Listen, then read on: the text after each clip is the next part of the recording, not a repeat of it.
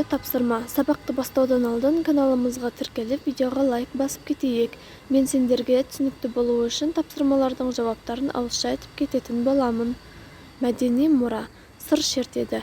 Мақала жаза аламын. 46-шы тапсырма. Мәтіндерді оқы. Қай мәтінде болатын оқиға хабарланып тұр? Қайсысында автор өзі туралы баяндайды? Бүгін 20 қазан күні. Біздің мектептің мәжіліс залында Абай өлеңдерін мәнерлеп оқудан жарыс өтеді. Мен осы неге мектепке кешіге беремін? Енді кешікпеймін деп уәде берсем де кешігемін. Не істеуім керек? Бүгін жаңбырдан кейін қаптап кеткен жауынқұртты тамашалаймын деп мұғалімнен кезекті ескерту алдым. Кеше балалармен футбол ойнап кешіктім. Мен әдейі істемеймін ғой. Шындығында менің сабаққа кешіккім келмейді. Шағын газет жанрының бірі хабарлама. Хабарлама үшін мәліметтер мен тілдік құралдарды іріктеу керек. Хабарлама сан есім мен жалқы есімдердің алатын орны ерекше. Мұндай жанрда ақпараттың қайда, қашан, не болғаны бір үшінші сөйлемнен берілуі қажет. Бұл жердегі мәтіндер бірінші мәтінде хабарлы оқиға болып тұр. Яғни, бүгін 20 қазан күні біздің мектептің мәжіліс залында Абай өлеңдерін мәнерлеп оқудан жарыс өтеді. Осы жерде хабарлы мәтін болып тұр.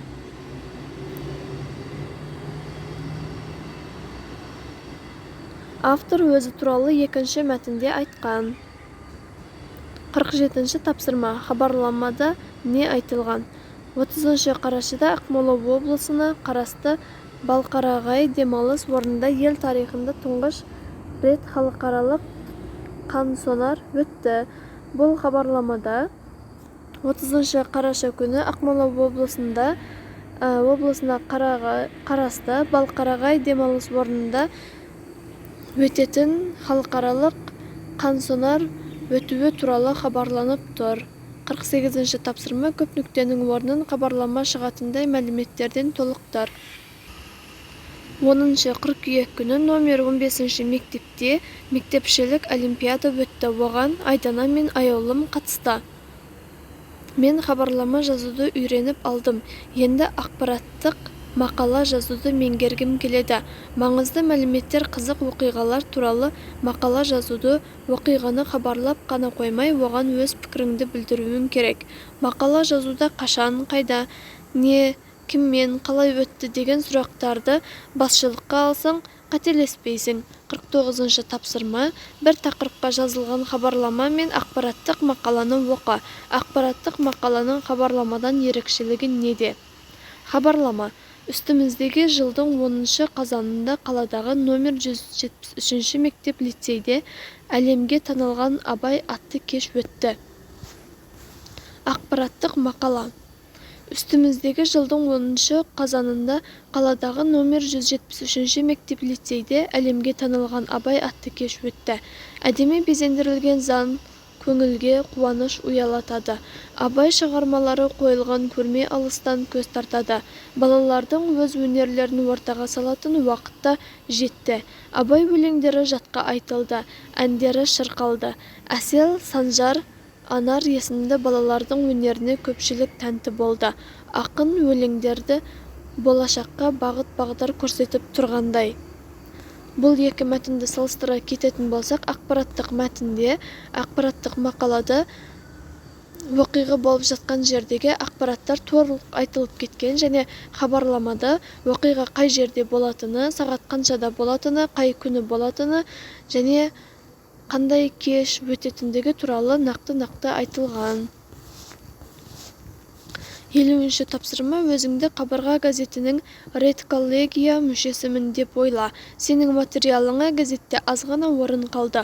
Ұсынылған материалды мақала шығатындай етіп жаз.